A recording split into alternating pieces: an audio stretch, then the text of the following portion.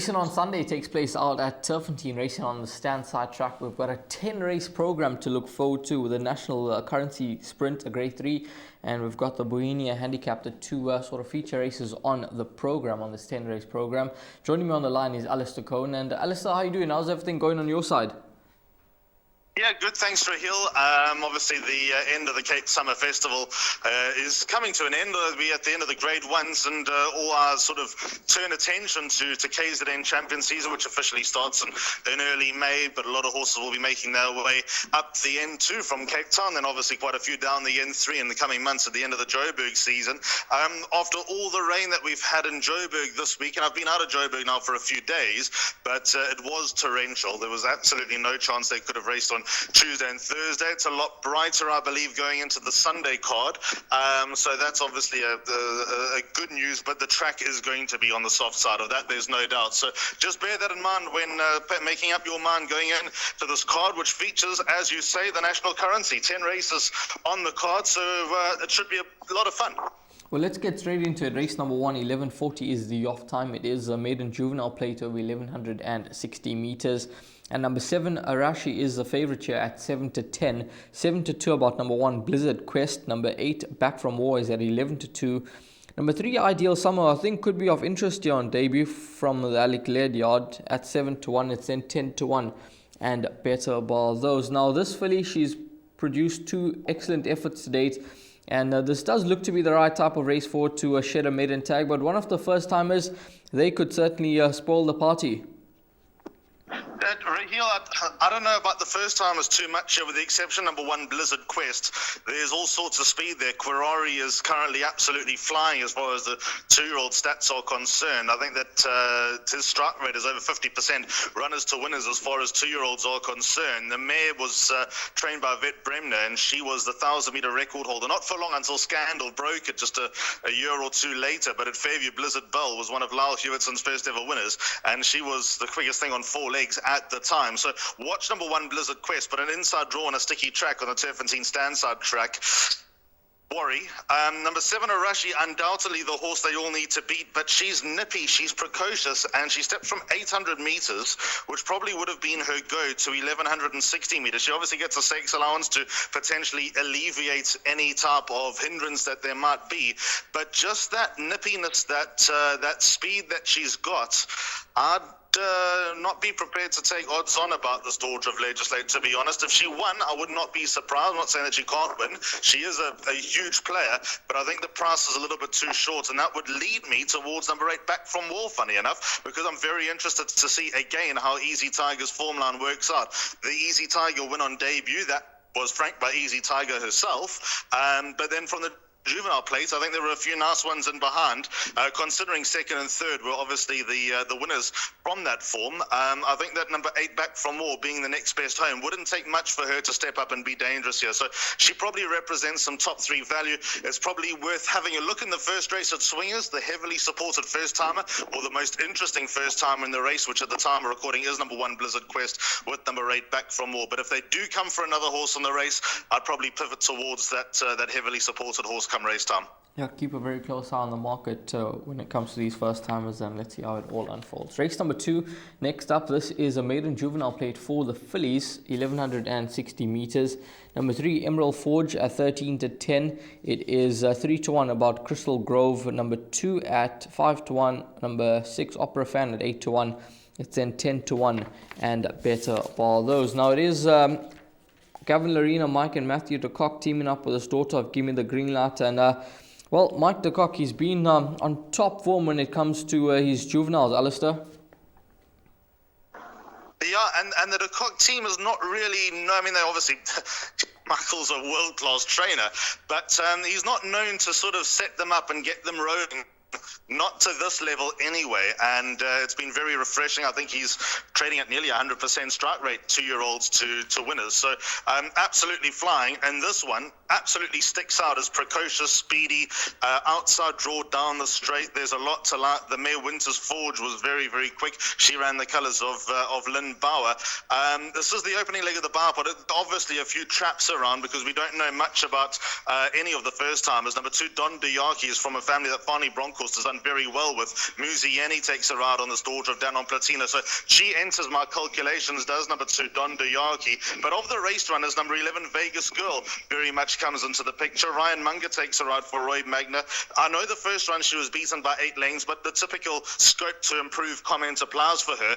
And I know that there were horses in front of her by about 4 or 5 lengths, including the winner, Read All About It, who have serious aspirations to step forward. So 2, 3 and 11 will be the horses that I'll work around in the opening leg of the bar pot, which is my suggested bet. Again, watch the market, but honestly, I don't think that there's going to be too much interest in the first timers, bar those 2 that I've mentioned, numbers 2 and 3. 1, Crystal Grove, I think is probably a horse that might be set up with a run under the belt and going 1,400 meters just according to the genetics. Yep, that's race 2, 3 and 11, the 3 horses to play around. Race number 3, maiden plate of 1,160 meters. Number 6, Cronus at 2-1. Number 1, Kalish Cyborg at 5-2. Number 7, Future Nair at 4-1. It is then 6-1 and better ball those. Race number 3, start off the place accumulator. How many horses are you including in leg number 1, Alistair? 1. I'm banking number 1, Kalish Cyborg, and it's not really my style, Raheel, to go with a 6-start maiden who has had his chances. I think it's easy to work out what happened last time. He obviously didn't get home over 1,800 meters. Was worth the try, but they won't be going that trip anytime soon with number 1, Kalish Cyborg. And also with blinkers, he's just dropped the bundle, but the blinkers come off. Rachel Vinica has ridden this horse before. I think his form to good to great and solar sail without blinkers and over that sort of sprint middle distance range is going to set him up nicely. I was looking for dangers. The obvious danger is number 6, Cronus, the son of Flower Alley. Very impressed with the first run, but last time out ran no sort of race on World Sports Betting Grand Heritage Day. So that sort of leaves me in a bit of a quandary with number 6, Cronus. I thought the biggest danger could be number 9, Empress Wu, but she too going back to 1,160 meters after doing some fair work over distances between a mile and 1,800 meters. I'm a little bit uncertain. So I think there's a whole lot of question marks around a lot of horses in this race, and I think the most viable option is number 1, Kalish Cyborg. So I make him a banker in the bar pot and the place accumulator. If he doesn't win, hopefully he can run into the top 2, which I'm pretty sure he will. Yep, number 1, Kalish Cyborg at 5-2 in the market. Race number 4 next up. This is the start of the pick 6, 1,160 meters the distance as well. Maiden plate, fillies and mares. Number 1, DuPont Emerald at 7-10. Number 2, Saudi Sweep at 5-1. Number 14, Wearing Off the Green, is at 13-2. It's then 8-1 and better ball those. Odds on favourite to begin in the opening leg of the pick 6, Alistair. Muziani aboard and second last time out, as she was at a penultimate start. The right type of race for to deliver the goods? I think so. I think that she's in the right place here. This daughter of Quirari with Muzi on board. I mean, her form speaks for herself. She just looks ready to win. She looks like that maiden that's just going to step off the conveyor belt and get out the maidens here, this daughter of Quirari. She's now got experience. So I thought that she was just outrun late by Paul Revere last time, but I don't think Paul Revere is all that bad a horse, so not much disgrace in that from number 1, DuPont Emerald. Might have been a little bit sour getting beaten at 7-10, but we're back to fight another day, and I'm pretty sure that she'll give a very good account of herself. Number 1, DuPont Emerald. But I just want to give a little disclaimer out with regard to number 14, Wearing Off the Green, the 4-year-old daughter of Kingman, the Irish bred. Therefore, she is 6 months behind. So, in essence, she's just turned 4 if she were based in the Northern Hemisphere. She's drawn down the inside, down the straight, which obviously is something that I steer away from. But I was given a valuable lesson. When you see a progeny of Kingman on a soft track, watch out. Out of a Galileo mare, she's probably the best bred horse on the card by a considerable margin. Number 14, Wearing of the Green. Watch out for her. You gave the price probably a little bit shorter than I would have expected, but I think she represents a little bit of value now, given time to mature, stepping out after a break. Fitness does need to be taken on trust. In fact, that probably applies for the whole day, because I think a lot of these horses would have missed a very valuable piece of work going into this race meeting, but that's across the board. Not that anyone's favoured over anyone else. That's just the reality of the weather that's been common on the half vault of late. But number 14, Wearing of the Green, being Irish bred on a soft track, watch out, she'll run a very nice race. The Kingman's grown extra leg and soft going. It could be a nice exacta to play over the 2 Mike and Matthew de Kock horses, numbers 1 and 14 in race number 4. Moving along to race number 5, this is a maiden plate over 1,600 meters. 2 o'clock is the off time. We've got joint favourites, number 1 Mystic Vision and number 5 Chieftain Shield, both at 5-2. I see the 6 horse Page Boy 3-1 into 5-2. Number 3 Brigham 6-1. It is then 8-1 and better bar those. Now race number 5, Alistair, what's your thoughts here? I don't like the race at all, Raheel. I think that just about anything can win. In the bar pot, I've gone with 3 horses. They 1, 5 and 6. But I'd load up in this leg of the pick 6. Because I think in the first leg of the pick 6, you don't need too many. I think the one horse that we didn't mention there was Saudi Sweep, who I'd loathe to leave out. But this race, I think you need to pack up as much as you can in the second leg of the pick 6. First leg of Jackpot 1. There's not much compelling form to work with here.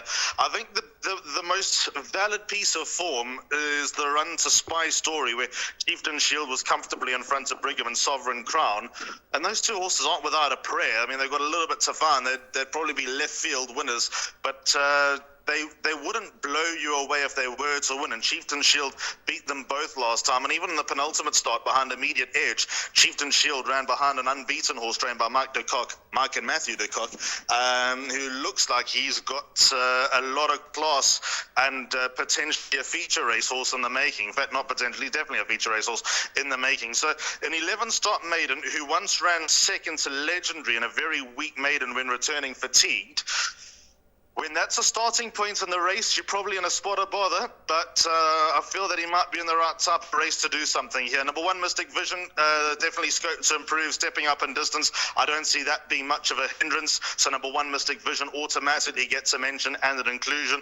And then in my bar pot, I got number 6, Page Boy, more out of reputation and expectation rather than what I see in form. There was a lot of hope about him last time behind Chariot of Fire. He never got into the race. I think he's ultimately looking for 2,000 meters plus, but he doesn't need to be a great 2,000 meter plus horse to feature in this race. Very, very trappy. First leg of Jackpot 1 this. 3 horses, 1, 5 and 6, but as you heard from Alistair, perhaps look for a bit of cover here in the leg 1 of Jackpot 1 and in that pick 6. Race number 6, Bohemia Handicap, 1,000 meters, the distance, 14:35, the off time. Number 2, One Fell Swoop at 2-1. Number 6, just the 2 of us at 5-2. Number 1, Troppo Veloce is at 7-2. Number 4, Night Vigil at 11-2. It's then 7-1 and better bar those. Now, this horse, One Fell Swoop, I thought she ran a great race last time out when beaten behind Mercantor. She ran 3rd that day. Gavin Larena aboard once again. She'll definitely have her supporters in this contest, Alistair. She's a feature race winner. She's a stakes winner. The best version of One Fell Swoop will win this race. Through winter, we didn't see the best version of One Fell Swoop. It looks like she's working her way back to form. As you say, Gavin Larena gets on board for Tony Peter. Big chance she'll be my starting point in the race. The fact that she receives 2 kilograms from Troppo Veloce, I think, is also key. But if you go back to the start of last year, on the 20th of January, in the Swallow Stakes, Troppo Veloce finished in front of One Fell Swoop by a head, and One Fell Swoop's got a very valuable swing at the weights. So I think that points you into the direction, number 2, One Fell Swoop, pretty convincingly here. Number 1, Troppo Veloce has done me a lot of favours along the way, so I'm not prepared to leave her out, although I'm under no illusions that she got a bit to do to turn around with number 2, One Fell Swoop. But what might count in her favour is that One Fell Swoop's probably a stride better over slightly further, and Troppo Veloce is at her best over 1,000 meters. So from that point of view, I would venture to say number 1, Troppo Veloce, has an opportunity of finishing close to number 2, One Fell Swoop again. And I think number 3, Simply Majestic's worth another chance or two. Johan Janssen van Vuren's had a very rough start to 2025 and end of 2024. The yard has been set back by all sorts of niggles and viruses and snotty noses or what have you. But it looks like the yard's starting to come back to hand. And Simply Majestic has also got some attributes that you can make a fairly good case for her. So I've got her in my bar pot as well. Numbers 1, 2 and 3. I'm not mad about number 6, just the 2 of us. I know she beat Boys last time out, but she looks held by Night Vigil on the run on the 24th of December. And the last run of Night Vigil just looks like it was a step backwards rather than a step forward. So I'm a bit underwhelmed with that run for number 4, Night Vigil. So I think the top weights are going to dominate this race with number 2, One Fell Swoop, my narrow top choice. Moving along to race number 7, this is the National Currency Sprinter Grade 3, 1,100 meters the distance, 3 the off time. Pistol Pete favourite at 2-1. Number 3 Truth at 33-10. Chocolate Soldier is at 5-1. It's 6-1 about number 5 Karate Kid. It's in 7-1 and better bar those. Now it was quite a gutsy win from Pistol Pete last time out when holding off Nettleton late on in the day, and he's definitely going to be one of the leading contenders here. But Alistair, quite interesting to see that Truth is dropping right back in distance to 1100 meters. Well, Rahil, you know exactly where I'm going to go with this race. And what makes it very interesting, the Grade 3 National Currency Sprint, is that it's an 1100 meter. If it was 1,000 meters, I'd be prepared to bank a number 2 Pistol Pete, and if it was an 1160, I'd be prepared to bank a number 3 Truth. And now we're in that middle range. And after all the rain that's been had and the guarantee of a soft track at Turffontein on Sunday, it's probably going to be made to feel like a 1200. So from that point of view, maybe number 3 Truth is able to get away with it from number 2 Pistol Pete. Pistol Pete's obviously a proven sprinter. He won the Labello last time, hard-fought win as well, beating Nettleton. Nettleton with 52 kilos was always going to be fairly dangerous. She's a good sprinter in her own right. The run to Great Tricks sticks out because it was a monumental effort, giving Great Tricks 9 kilograms and being turned over by a horse that is now feature race wins, who has now won a feature race. So all those stack up very nicely for number 2 Pistol Pete, but I can tell you number 3 Truth is... He always works very well. He always looks the part. The expectations are that he's got feature races in him, and if he does have feature races in him, then he ought to go very well and just about win the National Currency Sprint. I obviously hope number 3 Truth wins. I have huge respect for number 2 Pistol Pete. I think it'll be a great race. I think with the conditions of the track, this 1100 going to be made to feel a little bit further, that Truth might have the edge this time around. Very, very good race. I think you only need the 2 of them. I like a lot of horses in this race. Rodeo Drive's obviously a classy filly. I think Rhonda Bosch has got a lot to come. Lead the charge back in trip. It could be dangerous. Karate Kid has got gears. One Chocolate Soldier, I think, is going to be made to feel the 1100. I must be honest, off top weight on a sticky track, it won't be too easy for him. Very, very nice race, but I think that the class of 2 and 3 will suffice. I think the winner comes from one of those. Heart of hearts, I'm leaning towards number 3 Truth. Yeah, an air of confidence there around number 3 Truth from Alistair, and he'll be hoping the son of Heavenly Blue can go back to back. Race number 8, 1600 meters. It's an MR99 handicap. 15:45 is the off time. Number 7 Jury's Out at 22-10. Number 8 Artist Model at 4-1. 9-2 about number 5 with Fief. Number 1 Storm Brasco is at 6-1. It is then 7-1 and better bar those. Jury's Out ran a good second last time out to Player. He's a stable companion, so it was an exacta for the Candace Dawson yard. And then you've got this horse, Artist Model, who just ran 8 days ago, so he's a pretty fit horse. He ran in yielding conditions.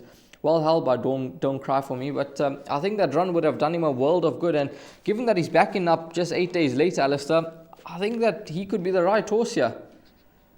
Rahil, that's key. I mean, look, I'm going to start with number 7, Jury's Out. He'll run a big race. He ran a big race last time. He wasn't at his best in that Grand Heritage Consolation, went fourth behind a very progressive 3-year-old in the form of Count and Victor. Gavin Larena takes a ride from a good draw. There's every opportunity that number 7 Truth is going to run a big race. Put him into your pick 6. But yes, you've nailed the key to this race. Artist Model back 8 days later. A far fitter horse than anyone else. He wouldn't have had to do any work in between his last run going into the Sunday card. The draw's obviously a little bit of a worry. Got Muzi back on board. When you look at his run in the Betway Dingo, well, that's one where he does lines. A week ago when Artist Model ran, I went through the form lines. It is an unbelievably strong form line with winners left, right and centre. Even horses that were behind number 8, Artist Model, have come out and won races of similar standing. So that will probably tilt the swings in this race towards number 8, Artist Model, as the horse they all need to beat. That fitness edge is going to come for a lot. And I know that he's held in high regard. I think their hopes that he's going to go on and win few number 8, Artist Model. The fact that he was tested in the Dingons was probably a signal of intent. There's 2 other horses in here that I think warrant respect. One, Storm Brasco, I don't know what to make of this horse. He is so good in his day. His win when coming back from a break when beating Truth was a huge effort coming from the position that he came in a small field. Then he completely dropped the bit under Sereno Mudley at his penultimate start on the Wolf Power 1600, and he ran no sort of race where I thought he was a huge runner, but Pomodoro's Jet was a full of value when he's a good horse as Pomodoro's Jet. And then last time again, stepping up in distance, and he made absolutely no impression. I don't know where he stands. Maybe he's a straight Emirate, the son of Pathfork. There's a racehorse there. They just got to unlock it with number 1, Storm Brasco. And then I've got an inkling that number 4, Command Pilot, will get into the top 4, the son of Lancaster Bomber under Cabello Matsunyani. Again, in the Wolf Power, may have been a trifle disappointing, but he's always been held in high regard as Command Pilot, and it wouldn't take much for him to get into the top 4. Wherever jury's out, as Master Christmas is weighted to finish behind him, but there's never too much between them. But all in all, in order of preference, with my tipping hat on rather than my sentimental hat on, I'm going to go 8, 7, 4, and 1. And I think those horses will suffice in the pick 6 and the jackpots. Yeah, 8, 7, 4, and 1 in order of preference. 8 Artist Model, 4 to 1 could be a nice price there about the son of Buffalo Bull Cody. Moving along to race 9, penultimate race on the program, middle stakes over 2,400 meters. 20 past 4 is the off time. Number 6, Little Mary Sunshine, 5 to 2. Number 9, To the Rescue, 28 to 10. Number 3, United Council at 4 to 1. The 5 horse Vesuvio is at 5 to 1. It is then 15 to 2. And better bar those. Final leg of the pick 6 and place accumulator. Alistair, how many horses would you suggest here? The structure of the race, Raheel, does suggest that the fillies will hold a strong hand here. United Council and Little Mary Sunshine top the best weighted. They get a generous sex allowance in middle stakes. They both fillies that have now shown that they can stay. They've shown their mettle. And number 6, Little Mary Sunshine, was comfortably in front of United Council last time. And to add to the intrigue, Gavin Arena rode United Council, and he's now on number 6, Little Mary Sunshine. So is that not a tip in itself? Little Mary Sunshine stepped up in distance last time, beat My Soulmate. My Soulmate was the first filly home in the Betway London News just a week earlier. From that perspective, I think the form's worked out well. Little Mary Sunshine with that 6-kilo swing put My Soulmate into her place. So I think that she'll be a very hard horse to beat. But there's some accomplished stayers in here that I would consider. Let me start with a horse that we don't know is going to stay. Number 4, Hawkbull, runs like he'll stay. He also does disappearing acts halfway through races. His win that one evening at Turffontein on the 15th of November, I was there that night. Where he came from and how he won beggars belief. Craig Zaki put his hands down, and then all of a sudden Hawkbull picked up the bit again, wanted to run. It looked like he was going to run a distance last. He ended up winning. He did it again at his next start, and didn't feature at all. So God knows what we're going to get from number 4, Hawkbull. It's worth the chance going up in distance. It's either going to be duck or no dinner with number 4, Hawkbull. So put him into your play.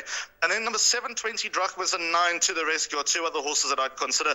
20 Drachmas hasn't won in a while, but he's run nicely to some accomplished stayers, the likes of Poets Warrior, Battleground, etc. I think that he's probably at the right type of level with the right type of weight to be dangerous. And then number 9, To the Rescue. It's a big step up in grade for number 9, To the Rescue. But off the light weight, I can see him being quite dangerous. If he gets a soft lead, which seems to be his want and his most effective style of running, he might be difficult to peg back, because I don't see too much pace in the race, and they might serve it to number 9, To the Rescue, on a silver platter. And also on a soft track, going to be hard to make up ground.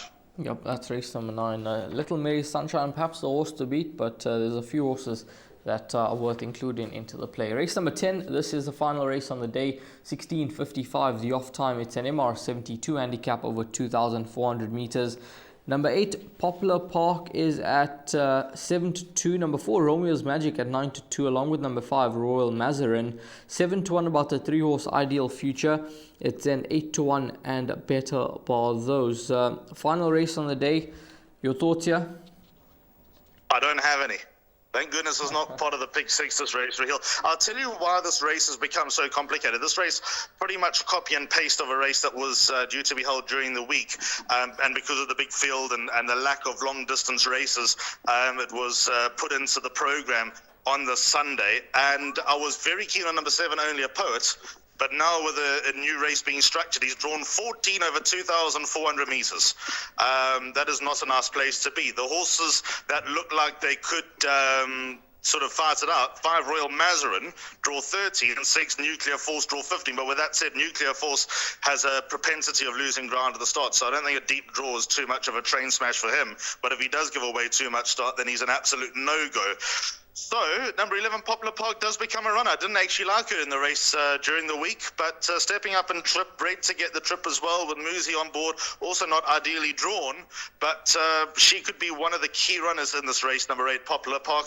And then number 4, Romeo's Magic, who I didn't like during the week either, but has got a good draw, has got blinkers back on over 2,400 metres. He acquitted himself nicely when trying the trip last time, when beating Flag Bearer. I do think he's got a little bit more to do with a £5 penalty, but Craig Zaki takes a ride, so not impossible that he gets into it. 3 Ideal Future, much better horse at the Val. I'll sidestep her on this occasion. I'll be very interested to see how she goes at the Val. Maybe number 14, Japanese Maple, represents some value, but this is a whirlwind, the final race on the card. Anything can happen here.